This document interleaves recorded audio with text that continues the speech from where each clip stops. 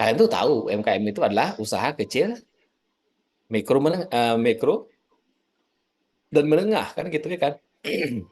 Kenapa mereka bisa bertahan?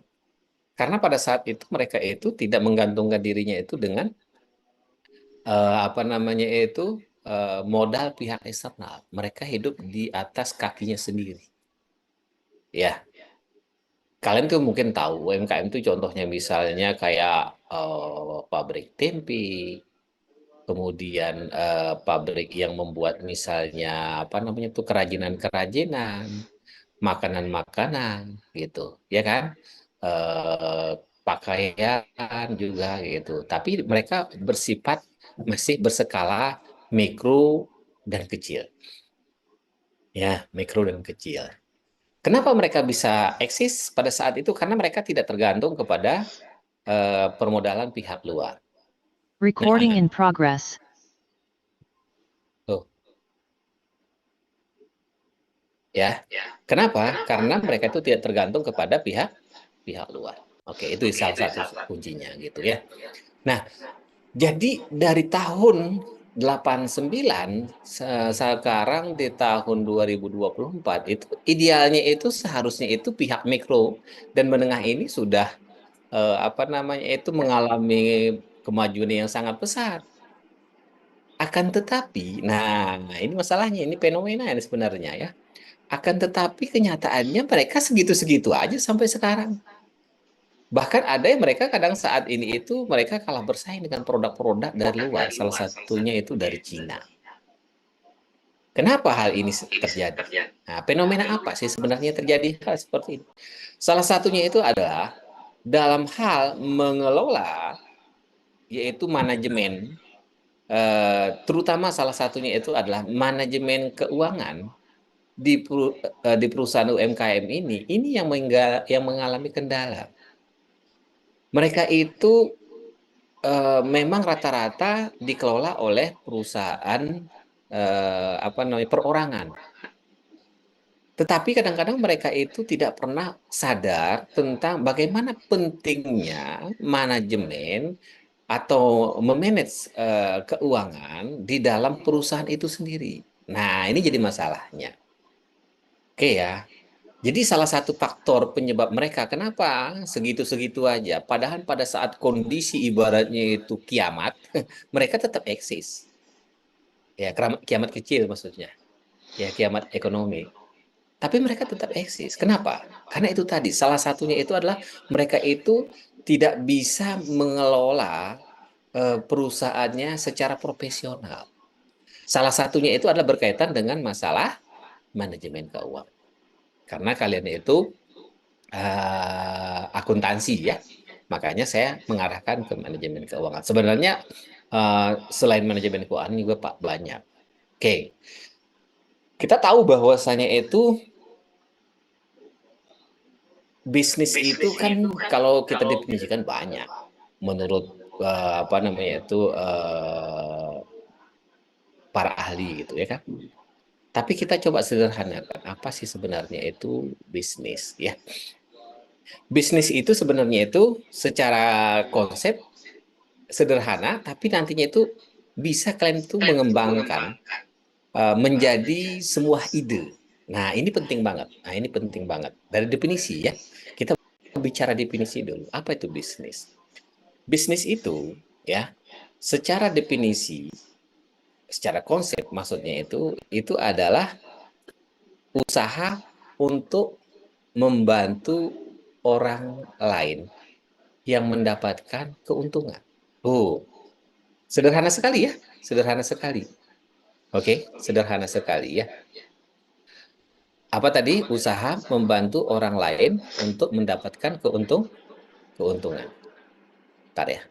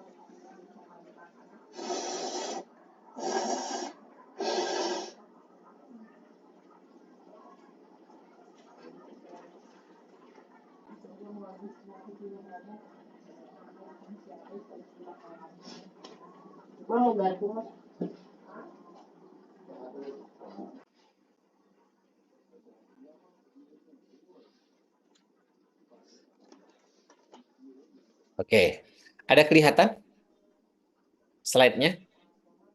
Ada Bapak. Oke, itu fenomenanya ya. Kita inikan dulu, kita definisikan dulu.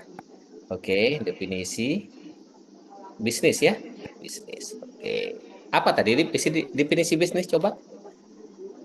Jadi bareng-bareng kita. Apa tadi? Usaha untuk membantu orang lain. Membantu pihak lain ya, boleh boleh pihak lain ya. Ya, Hah? untuk mendapatkan keuntungan. Oke, oke, boleh dalam ya, dalam mendapat Mendapatkan keuntungan. keuntungan. Oke, kita keuntungan. Nah, ini bisnis. Oke. Nah, kita lihat nih, ini sederhana ya, sederhana memang sangat sederhana sekali. Tapi dari kesederhanaan definisi ini kalian tuh bisa memiliki inspirasi bagaimana kalian tuh bisa menciptakan peluang.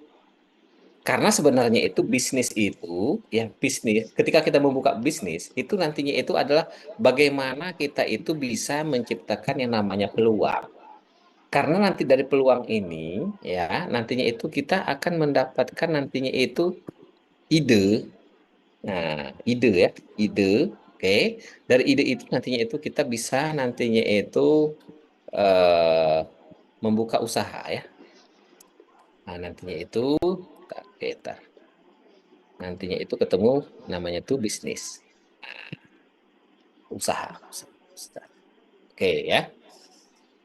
Oke, kita lihat usaha untuk membantu pihak lain. Nah, sekarang kalian rata-rata udah kerja ya? Rata-rata sudah kerja ya? Sudah Bapak. Sudah ya, Sudah baik. Bapak. Kita lihat ya. Kita gini aja lah, gini. Bisnis itu tadinya itu adalah bisnis, nih bisnis ya. Bisnis adalah tadinya itu eh, usaha untuk membantu pihak lain ya, sorry ini lain dalam mendapatkan keuntungan. Oke, sekarang bisnis itu berarti bagaimana kita menciptakan yang namanya itu peluang, membaca peluang sehingga nanti akan memunculkan ide yang nanti berujungnya itu kita bisa buka yang namanya itu usaha atau bisnis itu sendiri. Oke, kalian tuh rata-rata sudah kerja. Kira-kira dari definisi ini membantu pihak lain, membantu pihak lain. Ada yang tinggal di perumahan? Ada yang tinggal di perumahan? Ada Banyak. Bapak. Oke, sekarang kita dari realnya saja lah. Di perumahannya itu coba secara demokrasi coba tolong sampaikan ke saya. Bagaimana kira-kira karakter rumahnya tuh? Tolong kasih tahu. Yang kalian tadinya itu tinggal di perumahan kan? Nah, coba secara demografi perumahannya itu karakternya seperti apa? Misalnya gini, kalau saya itu kan perumahannya itu ada klaster, ada 100 kakak, kemudian di situ orangnya kerja, kemudian apa namanya itu ada tiga lorong misalnya gitu ya kan. Tipenya seperti ini dan di sini itu ketutup. Nah, kemudian aktivitas orang itu misalnya itu di luar gitu. Maksudnya misalnya kayak membeli makanan, membeli apa namanya itu misalnya kayak laundry, penitipan anak, misalnya itu selalu di luar. Karena di dalam memang tidak ada. Nah, coba tolong dong, yang di perumahan tadi, tolong sampaikan ke saya.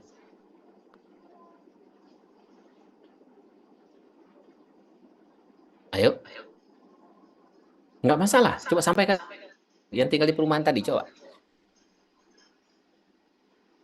Kita ingin menerjemahkan dari bahasa bisnis. Ayo, coba dulu. Bloknya cukup banyak, Pak. Terus Oh, perumahannya banyak ya. akses ke jalannya cukup mudah ke jalan umum. Jalan umum terus. Ada berapa di perumahannya itu? Ada maksudnya rumahnya itu ada mungkin 100 rumah, kakak atau berapa? Kayaknya kurang lebih 100, Pak. 100 kakak. Di pinggir Iya, jalan ya? akses ke jalannya keluarnya cukup mudah sih, nggak di pinggir Cukup. jalan. Oh, pinggir jalan. Oke. Rata-rata kerja Iya, kerja. masih muda? Banyak yang sudah berkeluarga. Banyak yang sudah berkeluarga ya? Ah, ah. Iya, Sekarang apa namanya itu? eh tapi banyak Masih juga posisi. ibu-ibu rumah tangga gitu, Pak. Oh, banyak ibu rumah tangga, ya Iya, kan? Oke. Masih muda-muda lah ya? enggak, Pak, sudah berumur. Udah berumur. Oke. Mereka rata-rata kalau belanja keluar ya misalnya ya. Iya, keluar karena cukup mudah akses ke jalan utama, terus juga banyak ruko-ruko ya Pujasera gitu lah, Pak. Oke, siap. Nah, kita ulang lagi ya. Bisnis tadi adalah usaha untuk membantu pihak lain dalam mendapatkan keuntungan. Oke. Kira-kira ada nggak kendala selama ini yang mungkin didengar? Siapa namanya ini? Siapa namanya? Alia, Pak. Alia. Ada nggak kira-kira kendala yang dihadapi oleh ibu-ibu? Waduh, kalau misalnya kan gini ya, saya dulunya itu, waduh, kemana ya? Anak saya kecil, mau nitipin anak, gitu ya kan, jauh gitu misalnya. Nah, selain itu misalnya ada nggak kendala yang disampaikan oleh ibu-ibu atau orang para pekerja di komplek tersebut? Oh, mungkin ini apa karena keamanannya cukup ketat, jadi penjual yang di luar itu nggak boleh masuk ke dalam. Oke. Ya, jadi Nah, kendalanya mungkin yang malas keluar itu jadi cukup sulit sih. oke. Ya, nah gini kita lihat ya. Kendala ya, kendalanya itu adalah karena keamanan ya. Akses keluar ya, akses keluar, akses keluar sulit, sulit ya, sulit karena faktor keamanan ya, keamanan, Iya, Pak. keamanan, sehingga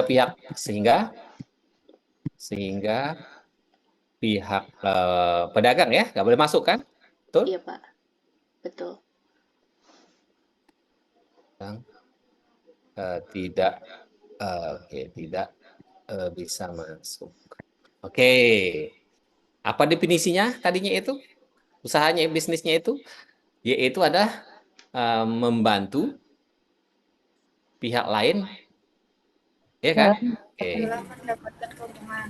Berarti bisnis itu membantu orang pihak lain, benar nggak? Oke. Nah, Ada nggak kesempatan peluang kalian untuk membantu orang di komplek ini?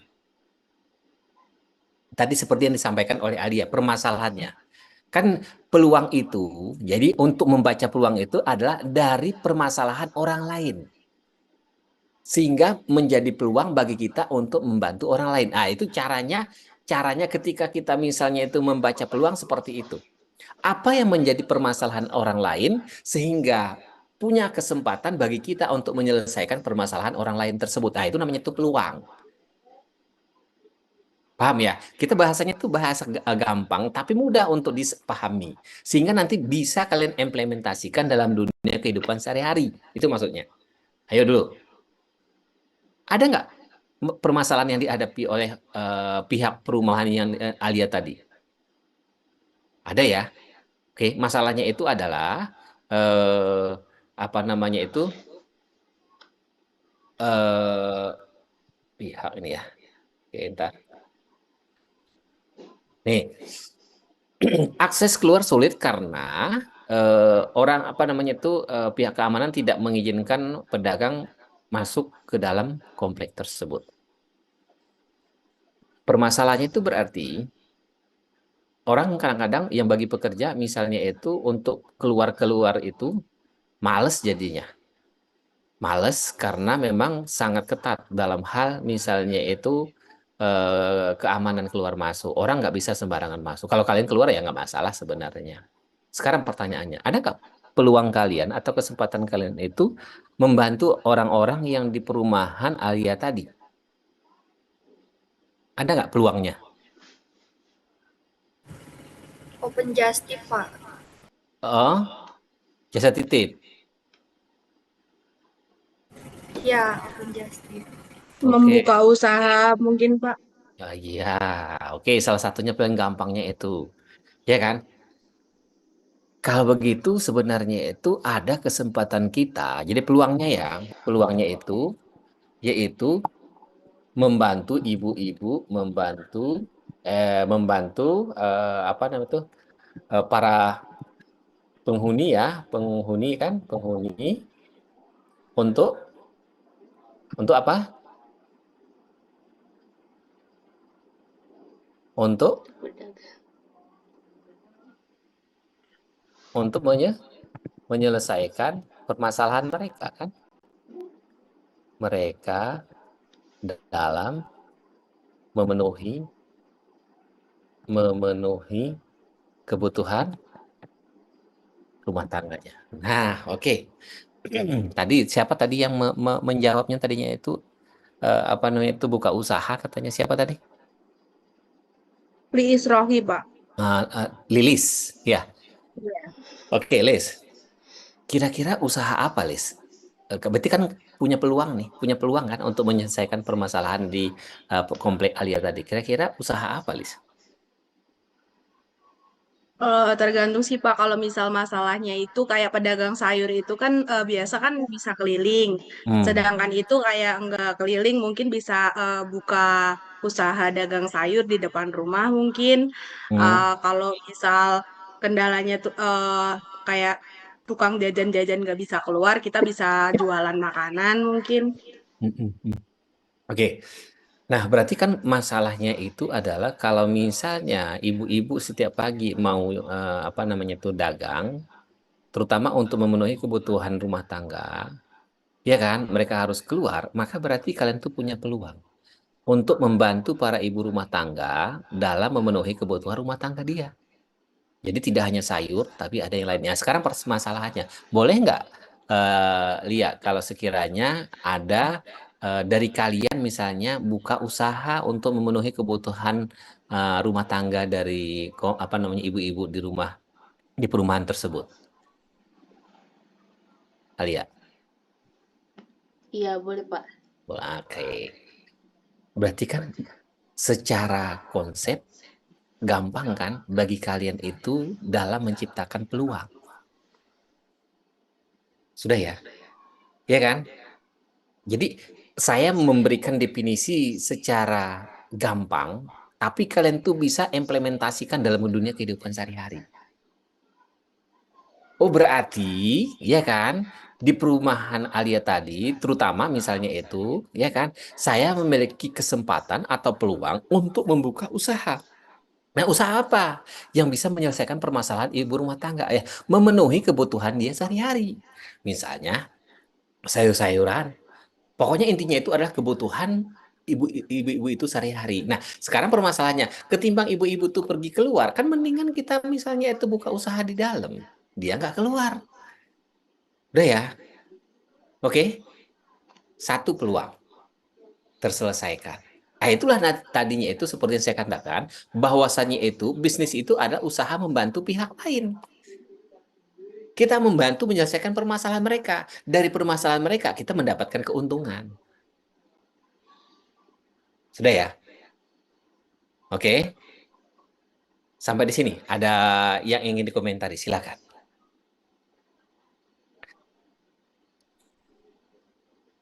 Ayo, ada.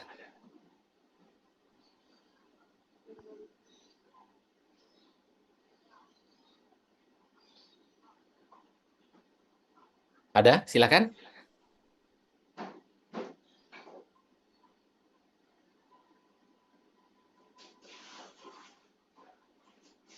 Ada, silakan.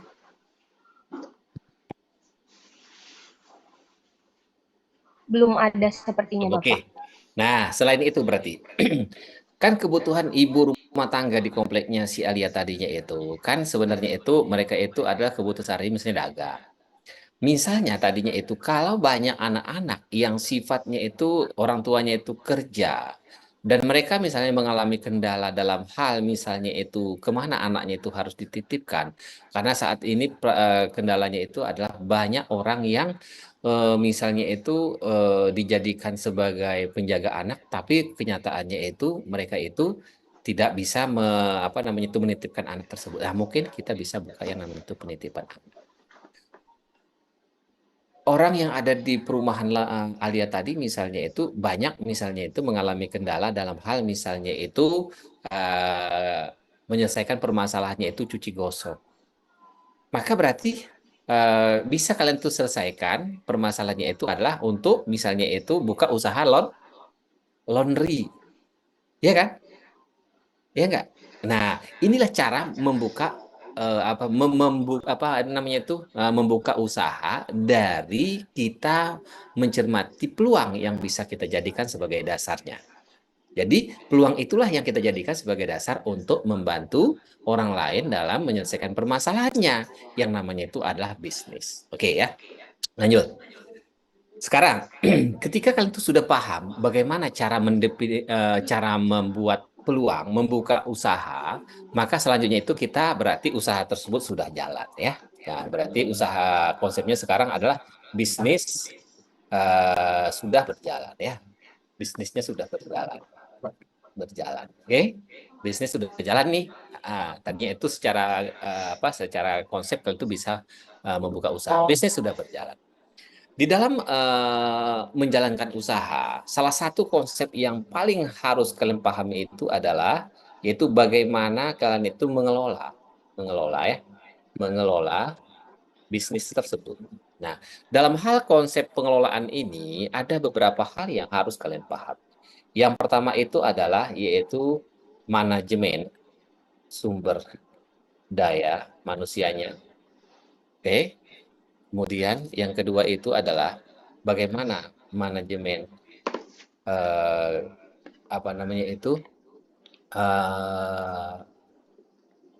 pengelolaan sumber pengelolaan, pengelolaan eksistensi usaha tersebut, manajemen. Kemudian yang ketiganya adalah bagaimana pengelolaan ya, yang manajemen lagi pengelolaan manajemen keuangannya ini. Kemudian, yang pertama ini dulu ya, sorry. Ini 2, 3, ini 4 ya. Nah, ini adalah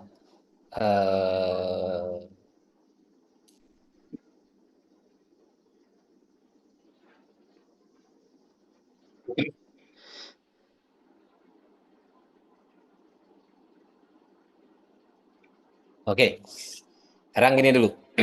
Nah, di sini kan kalau misalnya usaha, ya kan, kalau sudah menjalankan usaha, bagaimana kita mengelola agar usaha tersebut bisa eksis? Oke ya, agar eksis misalnya gitu ya kan. Nah, di sini kalau usaha itu agar eksis, kita itu harus tahu yang namanya itu, yang pertama itu adalah bagaimana kita memasarkan bisnis tersebut. Kalian tahu misalnya siklus yang namanya itu siklus hidup produk. Ya. Yang pertama, siklus hidup produk itu yang pertama itu adalah tahap pengenalan. Kemudian yang kedua ada namanya itu tahap pertumbuhan ya. Tahap pertumbuhan. Yang ketiga itu adalah tahap puncak. 4, tahap penurunan. Oke. Ya. Pertama, ketika kita buka usaha, tentunya usaha tersebut tidak serta-merta nantinya itu langsung misalnya itu eksis. Langkah pertama itu ada bagaimana kita memasarkan bisnis atau usaha tersebut, memperkenalkan usaha tersebut ke pihak lain, ya, kepada pihak lain. Kalian tahu bahwasanya itu di dalam memasarkan sebuah produk atau usaha kepada orang lain bisa dilakukan dengan konsep yang namanya itu secara apa namanya itu secara konvensional, bisa juga secara modern saat ini seperti yang kita alami pada saat ini. Kalau secara modern berarti kalian itu bisa menggunakan media sosial, media elektronik, yaitu ya. Itu sangat penting. Nah, jadi intinya itu adalah bisa lewat udara, bisa lewat darat. Kalau lewat udara, berarti kalian itu menggunakan fasilitas ya, saat ini untuk memperkenalkan produk atau usaha tersebut kepada pihak lain.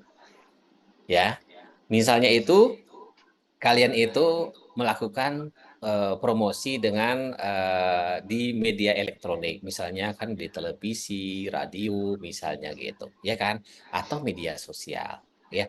Nah, tergantung kepada seberapa besar usaha kalian, modal kalian dalam mengelola usaha tersebut. Oke lah, mungkin tidak menggunakan media elektronik dalam bentuk misalnya televisi atau radio terlalu tinggi, terlalu mahal. Nah, kalian tuh bisa mempergunakannya itu media lewat udara tadi adalah menggunakan media sosial yang bisa mungkin gratis. Nah, di situ kalian itu bagaimana konsep apa namanya itu konsep ini konsep 4P ya. Konsep 4P dalam hal melakukan pemasaran. Yang pertama itu apa P itu adalah bagaimana kalian tuh bisa mendesain sebuah harga di mana harga itu nantinya itu bisa bersaing dengan perusahaan lain dalam memasarkan produk tersebut. Itu 4P yang pertama ya. 4P pertama. Berarti ada yang namanya itu price ya. Kemudian apalagi promosi. Bagaimana kalian tuh mempromosikan produk tersebut ke pihak lain. Oke, promosiin tadi seperti saya sampaikan bisa lewat udara, bisa lewat darat. Kalau lewat udara, maka berarti promosi kalian itu bisa dilakukan dengan cara di media sosial, bisa media televisi, media elektronik lainnya, misalnya gitu ya. Itu promosi. Kemudian bisa juga nantinya itu lewat yang namanya itu apa lagi? Selain harga dan promosi apa lagi? Ada yang tahu? Selain promosi, ada lagi? Apalagi 4P? Tempat ya? Ya kan? Tempat ya? Oke, tempat. Kalian tuh nantinya itu dalam memasarkan produk atau bisnis kalian itu, kalian tuh bisa nantinya itu adalah melihat dari tempat. Bagaimana, apakah tempatnya itu strategis atau tidak? Kalau tidak strategis, apa yang harus dilakukan agar orang bisa mengetahui produk atau usaha kalian itu? Sudah ya? Oke, nah, jadi apa namanya itu di dalam menyampaikan promosi kepada orang lain, ya, apa namanya itu, bentar ya. Di dalam menyampaikan kepada pihak lain itu, yaitu adalah ada yang namanya itu bagaimana kalian itu mendesain harga, kemudian bagaimana nantinya itu mempromosikan apa namanya itu produk tersebut, bagaimana kalian itu memilih tempat dan kemudian bagaimana kalian itu apa namanya itu produk tersebut. Nah, satu lagi produk ya. Oke, kalian itu bisa melakukan mix atau kombinasi dari 4 ini. Misalnya tempatnya itu tidak strategis. Oke, tempatnya tidak strategis. Kurang strategis lah. Tapi kalian tuh memiliki sebuah ide atau strategi agar tempat yang tidak strategis itu bisa menjadi magnet bagi orang lain datang ke tempat kalian. Caranya bagaimana? Oh, mungkin kalian tuh memperpadukan, yaitu adalah harga dengan produk. Mungkin produknya itu misalnya kalau di tempat lain itu produknya itu apa namanya itu tidak menarik. Tapi kalian tuh berusaha bagaimana agar produk tersebut bisa menarik, tertarik bagi orang lain. Itu yang pertama. Kemudian, atau misalnya harga di tempat lain itu misalnya itu sangat tinggi, tapi dengan kualitas yang sama, harga di tempat kalian itu bisa sangat murah. Nah, ini bisa kalian padukan untuk agar semua orang atau pihak atau misalnya customer itu bisa datang ke tempat kalian. Itu dalam hal memasarkan. Kemudian, kalian tuh bagaimana memanage sumber daya manusia. Memanage sumber daya manusia itu nantinya itu berkaitan dengan masalah karyawan. Karyawan salah satunya. Oke, karyawan. Di sini, kalian itu harus memiliki karyawan yang memiliki komitmen yang bekerja, di mana mereka itu bisa bertindak secara profesional dalam melaksanakan pekerjaannya. Itu salah satunya. Kita nggak usah bahas itu lebih mendalam. Nanti kita larinya ke manajemen keuangan ya. Kemudian, bagaimana kemudian manajemen pengelolaan eksistensi usaha? Jadi ini ada namanya itu ada bisnis internal. Bisnis internal. Kita tahu bahwasanya itu di dalam melaksanakan pengelolaan bisnis, salah satunya itu kita harus namanya itu fokus kepada pelanggan ya. Fokus kepada pelanggan. Fokus kepada pelanggan. Kenapa fokus kepada pelanggan? Karena kalau kita tidak fokus kepada pelanggan, maka kita tidak tahu dengan apa yang diharapkan atau yang diinginkan oleh pelanggan. Sehingga terkadang di dalam melaksanakan usaha, terutama UMKM, ini langsung UMKM, terutama UMKM, mereka itu terkadang dalam hal melayani pelanggan, dia bukan berdasarkan keinginan daripada pelanggan, tapi keinginan si pengelola atau si pemilik UMKM itu sendiri. Ya. Nah, sehingga nantinya itu berdampak ke manajemen keuangan. Manajemen keuangan salah satunya itu adalah bagaimana mereka itu bisa menyajikan ini nantinya itu pertama itu adalah laporan keuangan tentunya, ya kan? Laporan keuangan tentunya. Oke, laporan keuangan tentunya. Mana nih? Ini laporan keuangan. Nah, bagaimana mereka menghitung nantinya itu adalah perhitungan HPP, harga pokoknya, ini yang menjadi masalahnya. Kemudian satu lagi adalah ini, konsep entitas bisnis. Entitas. Nah, ini ya, oke.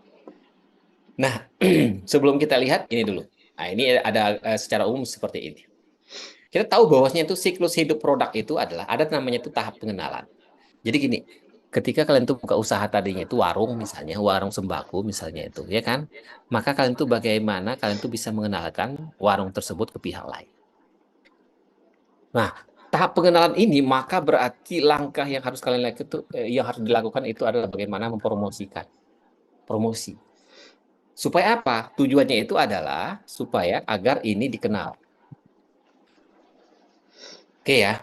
Maka di sini berarti paling tinggi, paling banyak nantinya itu adalah biaya promosi. Oke. Nah, kemudian tahap pertumbuhan. Tahap pertumbuhan ada yang sudah kenal. Ada yang sudah kenal tapi belum terlalu luas. Maka di sini adalah yaitu penambahan biaya promosi lagi. Diperkenalkannya itu. Maka, pada saat ini berarti ini sudah dikenal. Sudah eksis. Nah, ini adalah tahap penurunan ya. Ini selesai ibaratnya, hampir selesai. Oke, ini dulu. Udah. Misalnya gini, kita contoh real saja, langsung saja ya. Misalnya kita tahu bahwa itu siklus hidup produk itu tahap pengenalan. Tadi misalnya Alia di kompleknya itu dia bikin atau buka usaha dagang apa berarti ya, dagang apa namanya itu ya? Jangan sayuran saja. Ada sayuran itu tapi ada misalnya kayak apa kebutuhan rumah tangga yang lainnya. Usaha kebutuhan rumah tangga gitu aja lah. Ya kan? Oke. Nah, untuk membantu ibu rumah tangga yang ada di komplek dan di sekitarnya, gitu aja lah gitu, ya kan? Nah, sekarang masalahnya itu adalah, kan waktu kita akan buka usaha, pasti orang nggak kenal dong. Maka sebelum buka usaha, maka kalian tuh harus melakukan yang namanya promosi. Ya kan? Nah, promosinya seperti apa? Bisa lewat media sosial, bisa lewat darat. Lewat darat misalnya itu berarti kalian tuh bikin namanya brosur. Udah ya. Berarti kalian tuh promosi di sekitar wilayah komplek perumahan kalian. Oke, tadinya itu misalnya itu kalau keluar nggak mungkin orang luar nggak bisa masuk ke dalam. Maka berarti semua orang yang ada di dalam komplek tersebut harus tahu bahwasanya itu Alia itu akan membuka usaha kelontongan, ibaratnya seperti itu aja lah, usaha kelontongan. Harus tahu sebelum membuka usaha tersebut. Sudah wajib hukumnya. Ya kan? Nah, kemudian di dalam misalnya lewat udara dan lewat darat. Lewat darat misalnya itu setiap rumah harus tahu informasinya itu yaitu ada brosur misal. Apa yang disampaikan? Itu dulu. Yang disampaikan adalah ya kan di dalam brosur tersebut Alia itu membuat konsepnya yang tadi misalnya nih ya, yaitu harga, ya kan, tempat dan produk. Misalnya, Alia itu menyampaikan bahwasanya tuh dia akan berjualan kelontong, misalnya produknya apa saja. Nah, sampaikan produknya dan harganya. Oke, dan harganya ya. Harganya bagaimana? Misalnya gini, kalau di luar kita lihat, di luar harganya 10.000, tapi di dalam komplek kalian itu 9.000. Loh, kenapa kok bisa lebih murah? Nah, inilah gunanya kalian kuliah di akuntansi. Kalian tuh bisa menghitung yang ini namanya nih, HPP. Kenapa? Seperti yang saya sampaikan tadinya itu, UMKM permasalahannya tadinya itu adalah, yaitu mereka tidak bisa mengelola keuangannya. Abang-abang sayuran, ya kan? Mereka itu jualan di pasar, di samping komplek kita itu, belinya dari pasar. Bikin harga dari mana? Bikin harga karena suka perut. Iya kan? Jadi masalah kan? Nah, kalian jurusan akuntansi minimal bisa menghitung harga pokok. Oke, lanjut biar nggak terlalu lama di situ ya. Misalnya Alia tadinya itu adalah dia bisa menghitung. Dia lihat harga di luaran. Harga di luaran 10.000. Kemudian dia tetapkan harga 9.000. Nah, kemudian misalnya itu beli 2 gratis 1. Udah, iya kan? Nah, kenapa seperti itu konsepnya? Karena kalian itu bisa menghitung harga pokoknya, sehingga bisa menentukan yang namanya targetnya. Nah, nanti saya kasih contoh bagaimana cara perhitungannya. Dah, itu dulu ya. Oke. Kemudian, kalian tahu bahwasanya itu usaha kelontongan kadang-kadang kan, ketimbang orang keluar dagang, beli, belanja, mendingan di dalam. Salah satu konsep yang kalian desain tadi itu adalah harga yang sangat bersaing. Ya, harga yang sangat bersaing. Sehingga orang tertarik. Mau ngapain keluar? Toh di dalam juga mahal dan lengkap. Oke, sekarang permasalahannya. Kita tahu bahwasanya itu konsep UMKM yang selama ini kita lihat dalam hal manajemen. Nah, ini manajemen sumber dayanya misalnya itu ya kan. Kalian tuh lihat karyawan itu kadang-kadang ibaratnya itu hanya bisa eh, mengeluarkan barang, menyediakan barang, masukin barang. Karyawan dan pemilik tidak memiliki ide kadang-kadang. Ya, ini tidak hanya karyawan, tapi sama pemilik. Karena rata-rata UMKM itu dimiliki oleh usaha pribadi atau perorang. Nah, di dalam mengelola usaha tersebut, kadang-kadang mereka tidak memiliki ide yang kreatif. Contoh, kalau kalian itu lihat Indomaret lah kita lihat. Bagaimana mereka konsepnya itu menata barang sedemikian rupa. Sehingga orang tertarik. Ya kan? Kan selama ini itu kan kayak Indomaret, Alfamart itu kan akhirnya kan merambatnya itu ke usaha UMKM.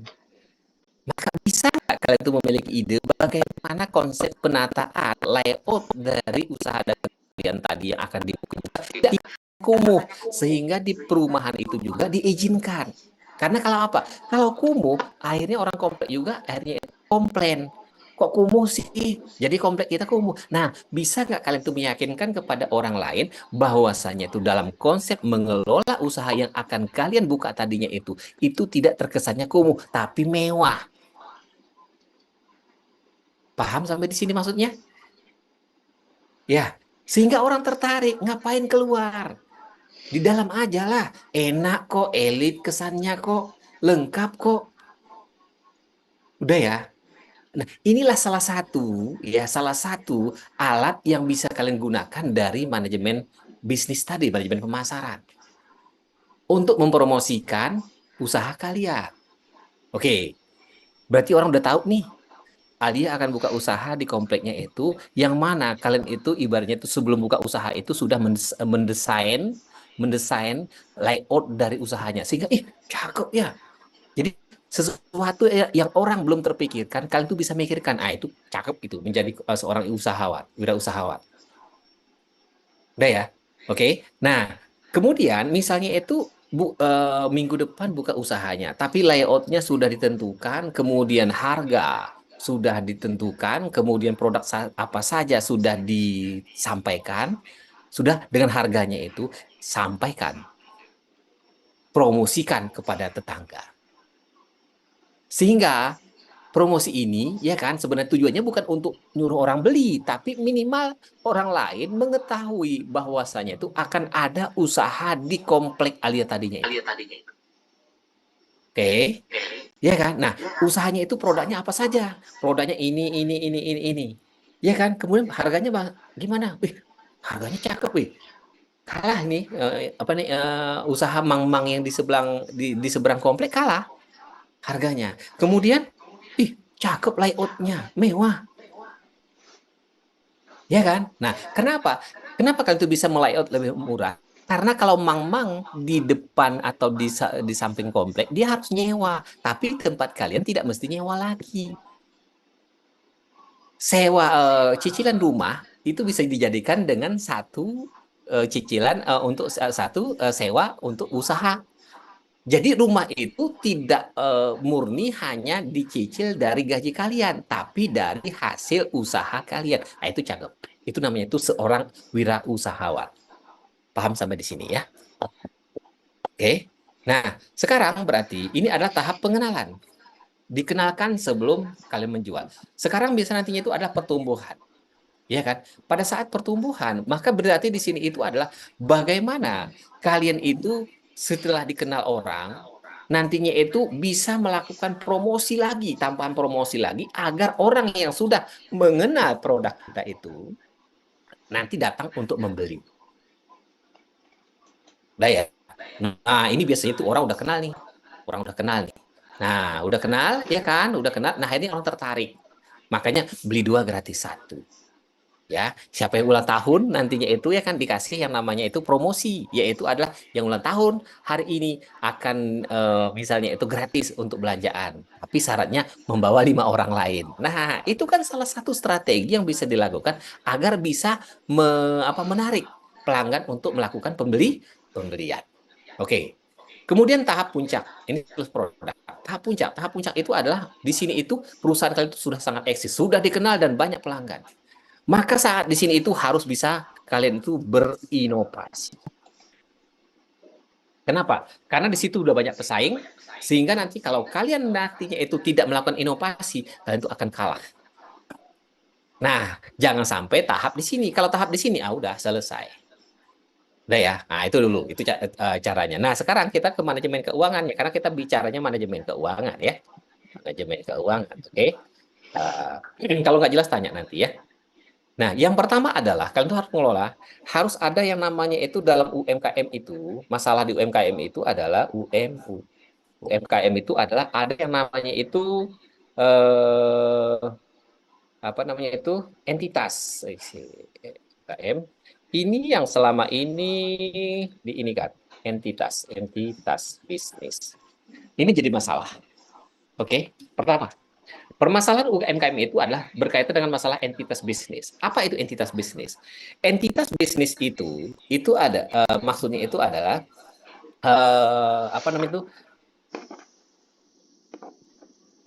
mana nih? Sini. Kekayaan pribadi. Oke. Harus terpisah dengan kekayaan perusahaan. Nah, ini yang tidak terjalankan. Kenapa? Rata-rata UMKM itu dikelola oleh perusahaan perorangan. Kita tahu bahwasanya itu usaha itu kan bisa dikelola oleh perusahaan perorangan, bisa dilakukan oleh patungan, bisa dilakukan oleh yang namanya itu perseroan. UMKM rata-rata itu dikelola oleh perorangan. Nah, salah satu permasalahannya itu adalah ada namanya itu entitas bisnis. Apa maksudnya? Antara KKM pribadi, ya kan definisinya itu KKM pribadi harus terpisah katanya. Tetapi di UMKM antara KKM pribadi dengan KKM usaha itu sendiri kadang-kadang tidak terpisah. Ini contoh nih, ini contoh real. Ya, contoh real. Misalnya contoh gini.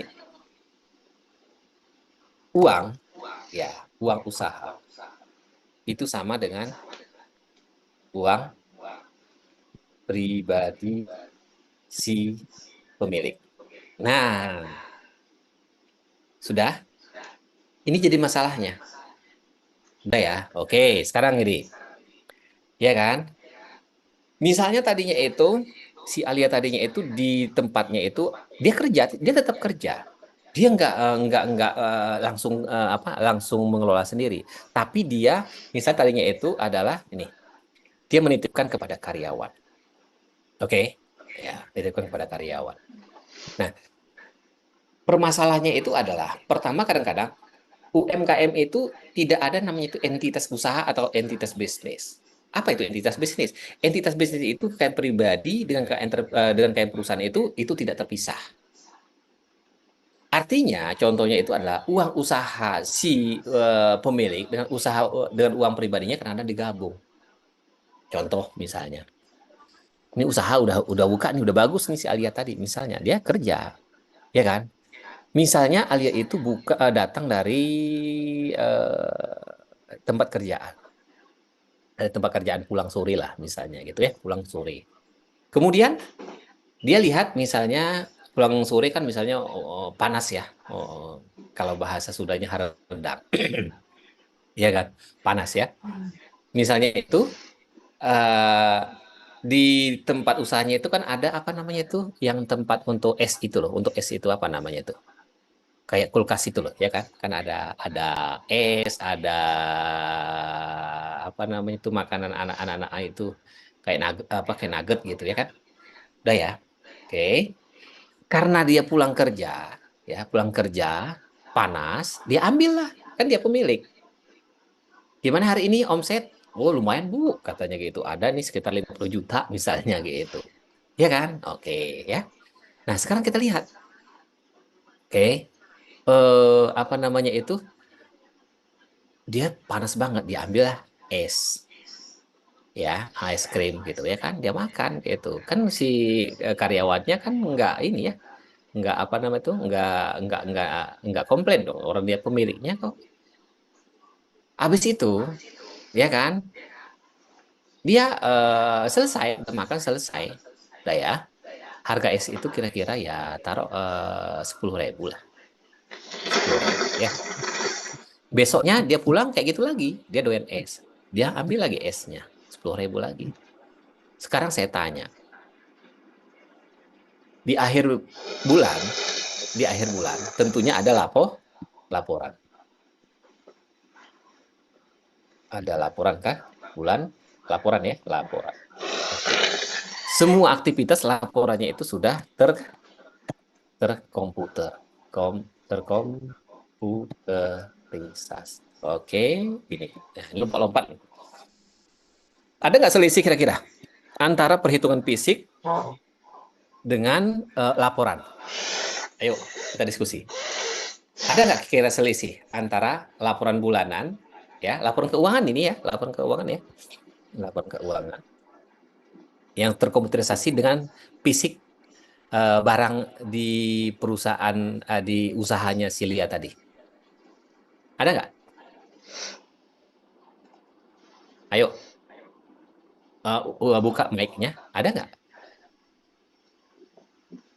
Apa atau sama antara laporan secara terkomputer dengan fisik barang yang ada di usahanya? Yuk, buka itunya mic-nya. Ada nggak? Siapa yang bisa jawab?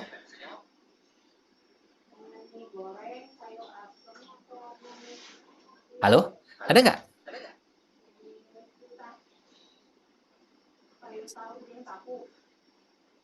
Halo? Coba dulu, siapa? Halo? Ada kedengaran suara saya? Suara saya kedengaran nggak? Kedengaran, Pak. Ayo, coba dulu jawab dulu. Jawab dulu. Kira-kira sama nggak laporan yang dikeluarkan oleh komputer dengan jumlah barang yang ada di usahanya si Lia tadi? Komen aja, silakan. Enggak beda. Komen dulu, nggak masalah. Sama Pak, tidak sama gitu aja lah, kayak gitu. Nggak, saya mah nggak mencari ini. Izin Gimana? menjawab Bapak, Ya, silakan. mungkin laporannya bisa aja tidak sama dan maka dari itu kadang di setiap akhir bulan itu akan diadakan rekonsiliasi. Oke, siapa namanya? Liis Rohi, Bapak. Lilis. Kira-kira dalam hal apa ketidaksamaan antara laporan menurut laporan keuangan menurut komputer saat tadi dengan dengan barang atau fisik yang ada di usahanya Celia tadi? Kira-kira apa, Lis? Izin menjawab, Ya, mungkin dari silakan. segi fisik yang ada di gudang untuk inventory atau jumlah barang yang tersedia itu tidak sama karena mungkin ada pengeluaran yang belum disesuaikan di sistem komputerisasinya, Bapak. Gitu ya. Tadi kan saya bikin contoh apa tadi? Si Lia itu setiap pulang dari kantor makan apa tadi? Makan apa tadi? Halo? Es, Pak. Nah, es. Kecil ya, benar nggak? Kecil kan? Kecil kesannya, benar nggak? Iya kan? Pasti ada selisih. Kebetulan si Lianya hanya es. Kalau sekiranya ada misalnya saudaranya yang datang ngambil yang lain, tercatat nggak? Tercatat nggak? Tidak. Enggak. Iya kan? Tidak ya? Nah, karena dia yang punya. Akhirnya apa? Ujung-ujungnya itu adalah, itu ya kan, karyawan, ya kan, laba yang diperoleh tidak sama dengan dengan target target yang telah ditetapkan. Oke. Kenapa bisa terjadi hal seperti itu? Karena itu tadi tidak ada pemisahan antara kekayaan pribadi atau aktivitas pribadi dengan kekayaan usahanya. Akhirnya apa? Ujung-ujungnya karyawannya dipecat. Kenapa? Wah, kamu ya makan ini ya, makan duit usaha ya. Ya kan? Padahal sebenarnya itu si pemiliknya yang ngambil ya barang dari atau uang dari laci perusahaan yang mana barang atau uang tersebut tidak dicatat sama sekali. Makanya kalian sebagai seorang akuntan jurusan D3 misalnya itu ya harus ada nama istilah apa? Ada istilahnya nama itu akun pride. Benar nggak? Ya kan? Ya, kalau tidak ada akun ini, kalau misalnya nggak ada pentingnya pengambilan pribadi dicatat, maka akun private itu tidak usah ada. Itulah maksudnya. Makanya setiap usaha itu harus ada pemisahan antara kekayaan pribadi dengan kekayaan perusahaan. Ini yang tidak dilakukan, yang jarang dilakukan oleh usaha UMKM. Makanya UMKM kita itu selalu seperti itu jalannya. Udah ya. Loh kalau begitu gimana? Misalnya si Lia tadi misalnya ngambil es misalnya gitu. Ya kan? Maka itu harus dicatat. Ya kan? Di dalam manajemen keuangan, di dalam laporan keuangan, akunnya namanya itu adalah private, pengambilan pribadi. Tapi kan kecil. Iya, kecil. Tapi kalau tiap hari berapa jumlahnya? 300.000 loh sebulan. Paham ya? Iya kan? Itu satu orang. Kalau dilakukan oleh 3 orang, kali. Ini jadi masalahnya. Itu yang pertama, ya. Oke, yang kedua.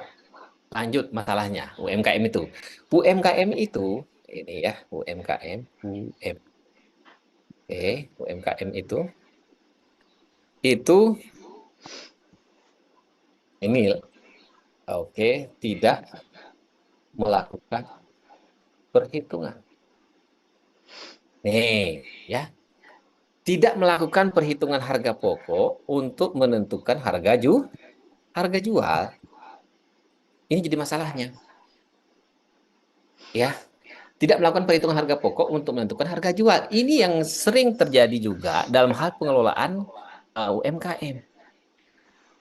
UMKM itu di dalam menentukan harga jual itu biasanya itu terkadang hanya lihat tetangga. Tetangga harganya berapa? Oh, tetangga jualnya misalnya 20.000, gua juga 20.000.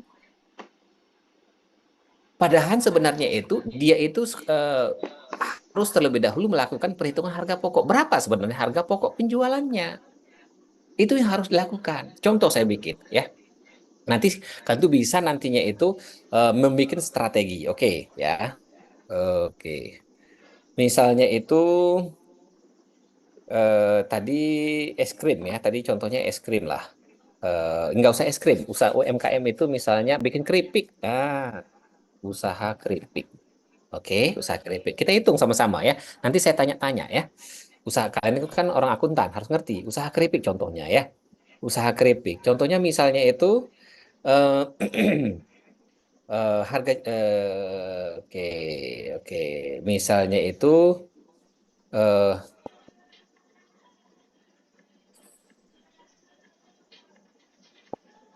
oke. Nah, misalnya itu usaha keripik itu berarti ada yang namanya itu bahan baku ya.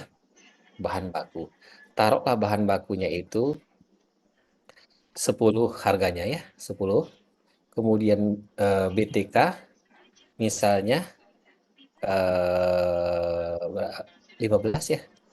15 BOP misalnya itu BOP misalnya aduh 20. Oke. Ini terus apa lagi ini? Biaya administrasi ya, biaya administrasi misalnya 5. Kemudian aduh, Ctrl Z. Biaya administrasi 5, terus biaya apa lagi? Biaya pemasaran ya. Biaya pemasaran misalnya itu taruhlah 5, 6. Nah, ini. Oke. Coba dulu. Biaya bahan baku BTK BOP itu biaya apa namanya? Itu biaya apa namanya? Biaya produksi. Benar. Siapa namanya? Siapa yang jawab tadi? Lilis. Oh, merah. Oke. Ini berarti sekarang kita hitung dulu ya. Oke, saya ke slide berikutnya. Slide berikutnya. Biaya produksinya berapa? Yuk. Biaya produksinya berapa? Biaya produksinya berapa? Ini nih. Kita jumlah dulu. 10 tambah 15, 25. 25 tambah 20 berapa? 45, Bapak. Oke, biaya produksi 45 ya. Biaya produksi 45. 45. Kemudian biaya non produksi. Biaya non biaya non produksi berapa? Oh, jangan 6 ya ini ya, biar 15 ya. 15 saja ya. Oke, 15 biar enak. Udah. Oke. Nih, 15 kan? Nah, sekarang bagaimana sih sebenarnya itu kita konsepnya menentukan harga jual. Nah, ini dulu ya, harga jual. Oke. Harga pokok produksi dulu dah. Harga pokok produksi nih, harga pokok produksinya ya kan? Harga pokok produksinya itu kita tahu bahwasanya itu ini sebenarnya itu ini larinya ke akuntansi biaya tapi nggak apa-apa. Oke, kita tahu bahwasanya itu biaya itu ya kan? Biaya itu ada biaya variabel, ada biaya tetap. Oke. Kemudian ya kan untuk menutup harga jual, maka konsepnya itu adalah harga jual itu harus bisa menutupi yang pertama itu adalah total biaya, yang kedua itu adalah laba yang ditargetkan. Oke, laba yang ditargetkan. Oke ya.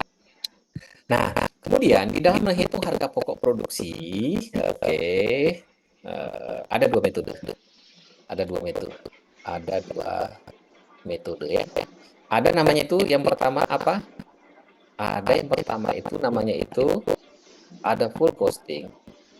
Full costing. Yang kedua ada namanya apa? Ada namanya variable costing ya.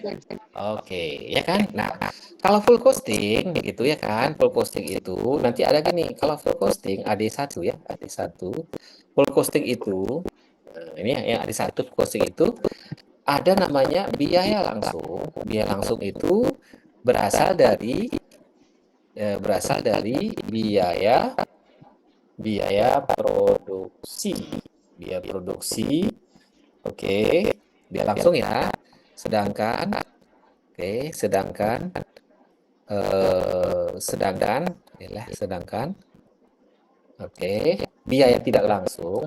biaya tidak langsung itu berasal dari biaya non produksi. Kalian itu udah tahu lah ya, bagaimana tahu caranya, ya kan? Kemudian yang ada dua itu biaya kemana larinya ini? Nih ada dua biaya langsung, ya berarti variable cost ya. Biaya langsung itu, itu berasal dari biaya variabel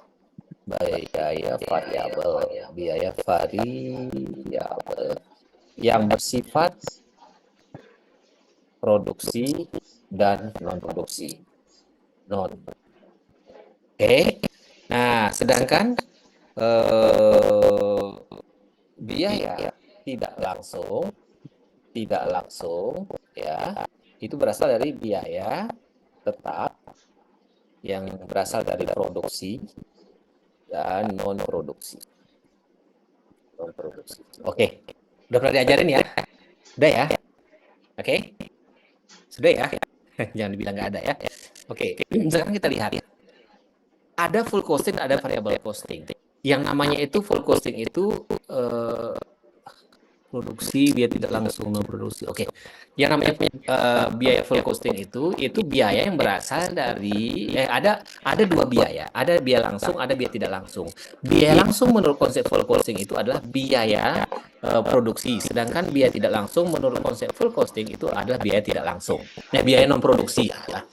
Kemudian variable costing yang dikatakan biaya langsung itu adalah biaya yang bersifat variabel yang berasal dari biaya produksi dan non produksi. Sedangkan kalau biaya tidak langsung itu adalah yaitu biaya tetap yang berasal dari produksi dan non produksi. Nah, itu konsepnya. Kita bahas satu aja metode dulu. Yaitu metode full costing. Bagaimana kita menentukan harga jual? Oke. Harga pokok produksi nih saya yang HPP ya, harga pokok. Oke. Nih, produksi. Ya, menurut konsep full costing itu adalah ini, coba lihat. Ini jumlahkan. 10, 15, 20. Berapa itu berarti? 10, 25, 45 ya. Oke. Nah, itu udah. Menurut konsep full costing. Oke, 45. Menurut konsep full costing sudah ya. Nah, oke, harga pokok penjualannya kalau kita lihat di sini itu berarti totalkan saja, yaitu berapa itu sifatnya itu yang tetap, produksi tambah yang tetap gitu nantinya itu. Oke, berapa totalnya itu? 1560 ya. Nah, kita aja dulu. Oke, totalnya 60. Kita aja dulu. Ya.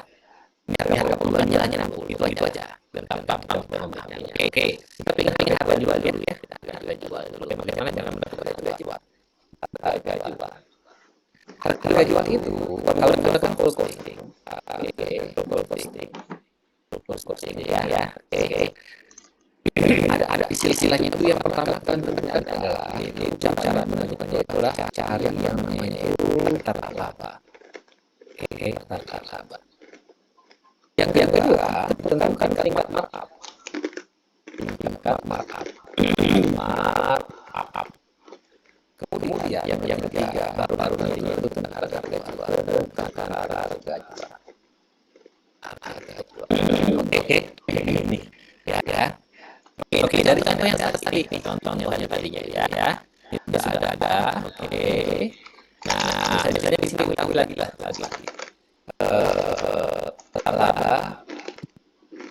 Laba yang harganya sekitar 20% ya, 20%. Kemudian investasi modal kita ya, modalnya ya. Taruh misalnya itu 20 juta.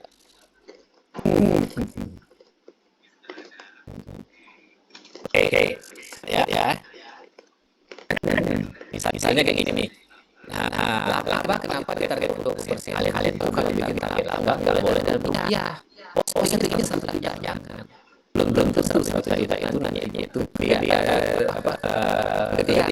atau mungkin bahkan itu kecilan, makanya target laba itu dibuat dalam persentase. Kita lihat ya. Pertama adalah kita buat target laba dulu. Target laba yang diharapkan tadinya 20%. Ya kan, 20% ya. 20%. Untuk menghitung target laba ada namanya itu rumus ROI, Return on Investment. Rumusnya itu adalah dibagi dengan target, dibagi dengan investasi. Nah, itu pertama ya. Berapa laba target ROI-nya berapa tadi? 20%. Sama-sama dengan labanya berapa tadi? Belum ada ya, saja. Dibagi dengan investasi berapa? 20 juta. Ini kan? Oke. X-nya berapa? Ayo. X-nya berapa? X-nya berapa? Berarti silakan 20 juta. Nih 20 juta kali 20%. X-nya berapa ini? 4 juta ya? Nah, ini. Apa namanya laba 100 juta kemudian ya kan itu dari mana? Nah, ya maka berarti laba kita itu dalam satu periode itu adalah 4 juta. Oke ya sudah bulan modelnya lah hanya bulan berarti 4 juta sudah dulu. Oke sudah ketahuan ya labanya. Baru sekarang kita tekan ini. Apalagi tadinya itu lagi sini mana nih tingkat markup. Tingkat markupnya bagaimana nih markup. Rumusnya itu adalah biaya setelah laba tambah biaya tidak langsung sudah ya. Ini dulu. Saya nggak bisa di bawah karena pakai poin. Dibagi dengan biaya langsung. Iya ya. Oke. Nah, ini itu kan. Ini ya. Berapa labanya tadinya? Labanya berapa tadi? 4 juta. Kita ya, ditambah dengan biaya tidaknya punya berapa? Biaya tidak langsung itu itu adalah biaya yang berasal non produksi berarti 15 ya, 15 untuk ini gimana nih materinya kayak gini. Nih, ya kan dibagi biaya langsung itu berarti biaya produksi 45 ya. 45 bagi 45. Hitung yuk. Berapa itu? Berapa? 88.089. Waduh. Sorry. 15 itu kan unit ya. Oke, 15 itu kan unit ya, benar nggak? Oke, targetnya itu adalah ini. Target penjualannya 1000, sorry. volume penjualan ya, volume penjualan 1000 unit. Nah, 1000 unit. Itu kan harganya kan? Ini kan harga kan? Ini kan harga biaya ya, ini biaya. Oke. Jadi berapa itu? 15 kali 1000 berapa?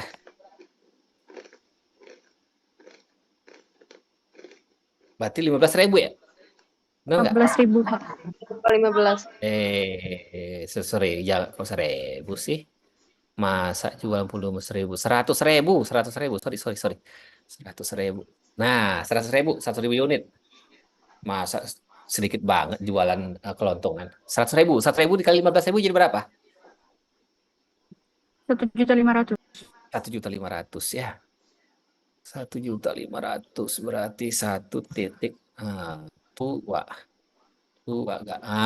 Ini 45 itu berarti 45 kali 100.000 jadi berapa? 4.500.000 ya, benar nggak? Benar nggak? Benar nggak? Iya, Pak, betul. Oke, coba dijumlahkan. 4 juta tambah 1.500.000 berapa? 5.500.000. 5.500.000 bagi 4.500.000 berapa hasilnya? Berapa hasilnya? 1,2. 1,2% berarti ya. Nah, gitu caranya. Itu dulu, ntar ya. Jangan dihapus ya, jangan dihapus 1,2-nya. 1,2 pas atau ada bla bla bla bla ke sampingnya? Ya? Halo? 222. Jangan dihapus ya, jangan dihapus. Itu markup. Itu udah ketahuan markupnya. Kemudian harga jualnya ya, harga jual. Ini Ini kenapa? Harga jual ya. Ntar ya.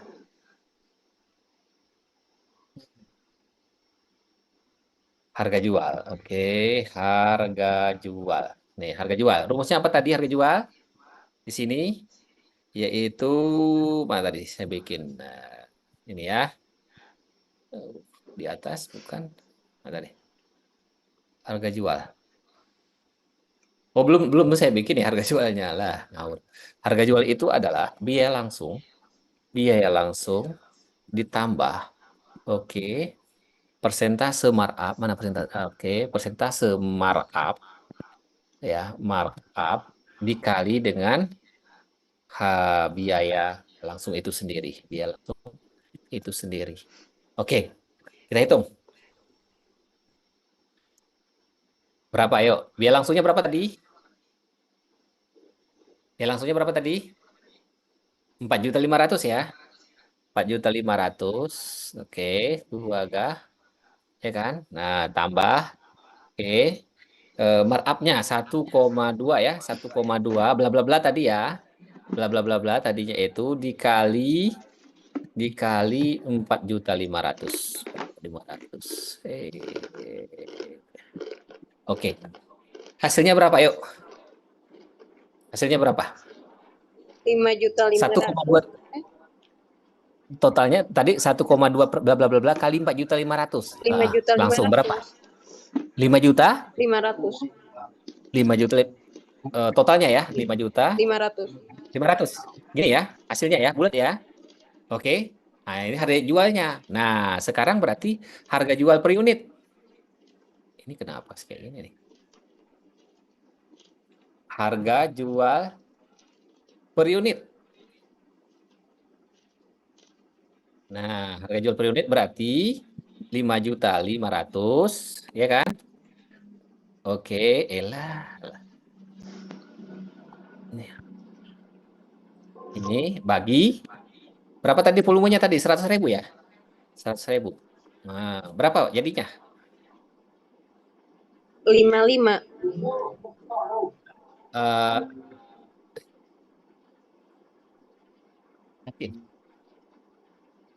Ntar ya. 55 itu maksudnya 55 perak ya? Ya, dolar aja lah biar keren sedikit. Si Alia pakai dolar. Oke. Maka harganya itu adalah 55 per unit. Oke, sekarang gini. Misalnya tetangga kita jualnya itu 65 atau 70. Sekarang pertanyaannya, kalian samain harganya atau bisa kalian turunkan harganya karena kalian itu adalah usaha baru buka. Gimana kira-kira dari seperti ini? Coba komentar.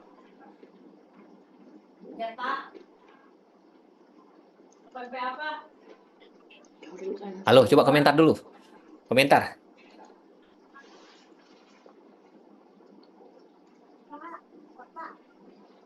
Halo? Izin menjawab Ya, Bapak, silakan. mungkin kalau untuk menurunkan harganya itu akan mengurangi laba kita. Jadi kayaknya tidak mungkin. Tapi jika mungkin pasar lebih tinggi dari kita, kita bisa ikutin menaikkan harganya.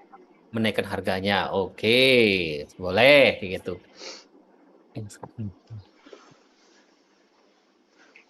Ntar ya. Oh, PPGT. Oke. Oke, kalau diturunkan harga tidak memungkinkan karena kita target labanya 20%, benar nggak? Benar, Ya, Pak. gitu ya kan. Nah, oke, sekarang berarti tetangga kita misalnya harganya itu adalah 70, berarti berapa selisihnya? Berapa selisihnya? 15. 15. Oke ya. 15 ya. Oke. Ini berapa menit lagi sih? Aduh, ini saya jam berapa udah? Jam berapa udah? Saya ini. Jam berapa udah? Jam 10, Bapak. Aduh. Nah, itu repotnya ya. Jadi nantinya itu saya bisa kasih arahan ke kalian bahwasannya itu ketika posisi harga jual segini, ya kan? Nah, dengan harga jual orang lain segini, kita kasih nanti namanya itu adalah mix promosi. Bagaimana kita membuat mixnya itu misalnya gini, diskon 50 plus 20. Atau misalnya beli 2 gratis 1. Itu maksudnya. Paham ya? Iya kan? Jam berapa tadi udah nih? Jam berapa? Jam 10, Bapak. Oke. Nanti kalau ini nanti lanjut lanjut. Cuma sesi tanya jawab nggak ada lagi ya. Udah selesai ya. Gimana? Saya serahkan ke ini dulu. Saya serahkan ke moderator. Gimana? Silakan. Oke, terima kasih Bapak atas penyampaian materinya. Dan untuk rekan-rekan para peserta seminar, apakah ada yang ingin disampaikan kepada Bapak mengenai materi yang telah disampaikan tadi?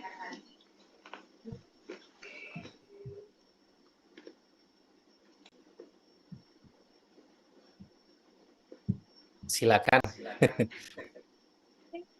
Atau karena sudah mau pulang, udah selesai gitu, udah selesai. Sebenarnya ya kan setelah dari sini ya ini kan prolognya kan seperti itu. Kalau saya biasanya itu kasih materinya itu awalnya seperti itu dulu. Nah, baru nantinya itu bagaimana konsep mengelolanya itu. Jadi berbicara tentang manajemennya. Ini kan masih teknisnya nih, teknis kan. Tapi teknis ini yang jarang diketahui oleh para pelaku UMKM. Nah, dari konsep teknis ini kita sudah punya bayangan, barulah kita bagaimana kita kelola manajemen keuangannya. Sehingga nantinya itu sampai ke pelaporan keuangannya. Tapi udah selesai ya. Ada pertanyaan mungkin satu? Nggak apa-apa, silakan Alia.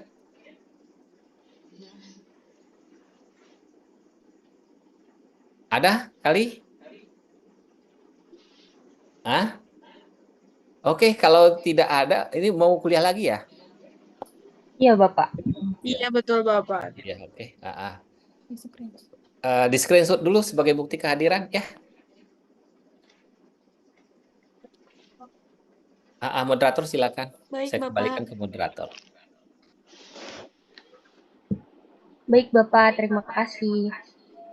Baik semuanya, pemaparan materi secara lengkap serta diskusi tadi sudah disampaikan oleh Bapak Sabarudin SEAK MSICA dan saya akan sedikit menyampaikan kesimpulannya, yaitu bisnis pada dasarnya adalah upaya untuk membantu orang lain dalam mencapai keuntungan. Nah, dari kesederhanaan konsep ini, kita dapat menciptakan dan membaca peluang yang kemudian memunculkan ide untuk membangun usaha atau bisnis.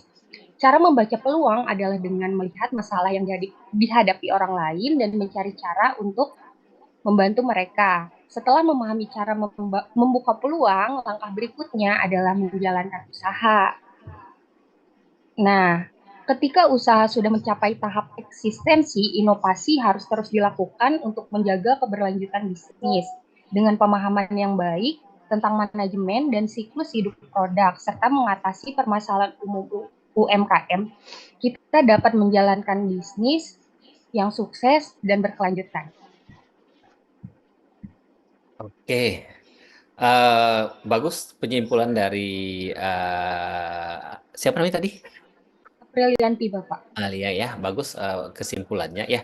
Cuman sebenarnya itu ini materinya belum sampai selesai. Nanti kalau misalnya ada kesempatan lagi kita lanjutkan sampai kita bagaimana konsepnya itu benar-benar bisa mengelola sebuah bisnis sehingga kita bisa bersaing dengan perusahaan-perusahaan yang mungkin levelnya itu nggak besar, tapi minimal kalau misalnya ada produk dari Cina bisa kita saingin. Itu maksudnya. Bagaimana kita memanagenya ya. Mungkin lain kali kesempatan kita bahas lagi, kita lanjutkan lagi ya. Baik, mungkin itu saja. Saya juga terima kasih atas atensi dan waktunya. Mohon maaf atas segala kekurangan ya. Terima kasih kesempatan sudah diberikan kepada saya. Terima kasih. Saya kembalikan lagi ke moderator. Baik, Bapak. Terima kasih. Sama. Sebelum acara ini saya tutup, kepada Ibu Neng Asia, apakah ada yang ingin disampaikan maupun ditambahkan mengenai webinar kita pada hari ini? Silakan, Ibu.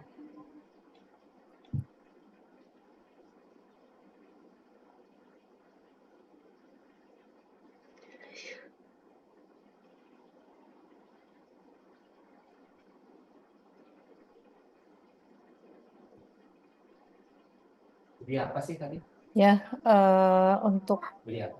pertemuan hari ini mungkin membahas tentang manajemen laporan keuangan untuk pelaku UMKM itu sendiri. Mungkin nanti suatu saat akan bincang-bincang bagaimana menjadi seorang pengusaha ya. Itu karena waktunya juga terbatas ya. Kalian juga harus mengikuti perkuliahan di sesi kedua. Walaupun tadi katanya tidak secara online-nya, tidak secara Zoom ya. Tadi Ibu pikir kalian secara Zoom, jadi lupa ngegabung kelas C1 sama C2. Jadi waktunya biar full sampai selesai jam 12 gitu. Dimulainya dari jam 8 pagi gitu ya untuk kuliah seminar kewirausahaan ini. Tapi karena ada jam kedua Pak Taufik, saya juga lupa kalau Pak Taufik itu jarang Zoom ya. Jadi mungkin untuk materi yang telah disampaikan oleh narasumber mungkin dicukupkan sekian. Mudah-mudahan ilmunya bisa bermanfaat buat kalian, walaupun kalian sendiri tidak belajar tentang manajemen keuangan, tetapi di dalam ilmu kewirausahaan kalian belajar seluruh aspek di dalam aspeknya ya, baik aspek keuangan, pemasaran maupun aspek lingkungannya. Itu saja mungkin udah di screenshot untuk pertemuan hari ini. Sudah, Ibu. Udah. Untuk itu silakan ditutup. Moderator, terima kasih. Sekian. Assalamualaikum warahmatullahi wabarakatuh. Kita lanjutkan. Iya, untuk minggu depan saya izin tidak ada kuliah ya. Nanti saya WA di grup saja. Baik, Ibu. Ya. Baik, Ibu. Silakan. Siapa? Apri? Iya, Bu. Alhamdulillah, rangkaian acara seminar kewirausahaan manajemen keuangan bagi pelaku UMKM kali ini telah selesai. Semoga apa yang disampaikan oleh pemateri hari ini bisa bermanfaat bagi kita semua. Kami ucapkan terima kasih banyak pada Bapak Sabarudin SEAKM SICA dan juga Ibu Neng Asia SEMM, dan tak lupa para hadirin mahasiswa Prodi Akuntansi yang sudah ikut serta melancarkan jalannya acara hari ini. Demikian acara webinar kewirausahaan manajemen keuangan bagi pelaku UMKM hari ini. Saya sebagai moderator ingin memohon maaf apabila ada kesalahan penyampaian maupun perkataan saat berlangsungnya diskusi. Acara webinar ini saya akhiri. Wabillahi taufiq wal hidayah. Wassalamualaikum warahmatullahi wabarakatuh. Waalaikumsalam warahmatullahi Waalaikumsalam wabarakatuh. warahmatullahi wabarakatuh. Terima kasih.